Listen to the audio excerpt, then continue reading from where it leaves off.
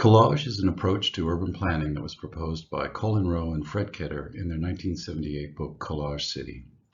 Modernist urban planning, they argued, resulted in too many architectural objects that didn't integrate properly into the existing city fabric, while traditional cities, they said, were just too small in scale and size to meet contemporary needs. So they proposed their collage model to accommodate what they felt were the best aspects of both. You could have idealized modernist forms as long as they were integrated properly into the existing city fabric. And crucially, these structures would need to be space occupiers and space definers. And this is necessary for the city fabric to remain unbroken and the urban spaces infused with life, the life and the energy that's necessary to make a city livable and functional. So if this was done, the result, they argued, would be a gestalt whole, or something other than the sum of the parts.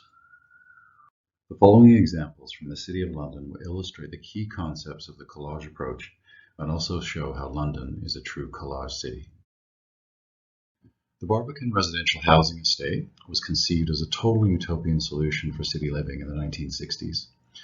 However, it manages to avoid Rowe and Ketter's main criticism of utopian planning, in that its open spaces are not interminable, but really they are rather great, and a great example of urban landscape architecture in the UK.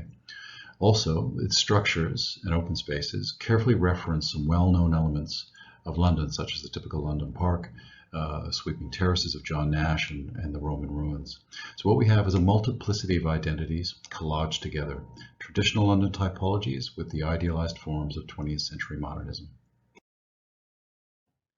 To illustrate the concept of space occupier and space definer, Rowe and Ketter used the example of the Hôtel de Beauvais in Paris, where they draw attention to the central courtyard, which they note as the primary form, and the built solids that surround the structure are simply a response to that form and to the buildings adjacent.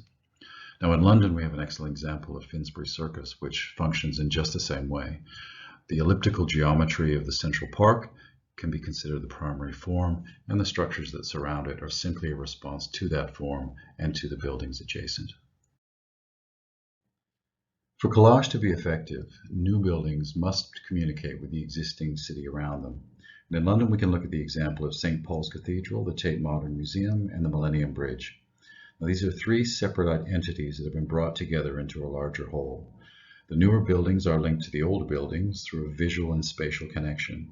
And this intertwining together embeds the newer buildings within that existing idea or that existing identity of the very essence of London.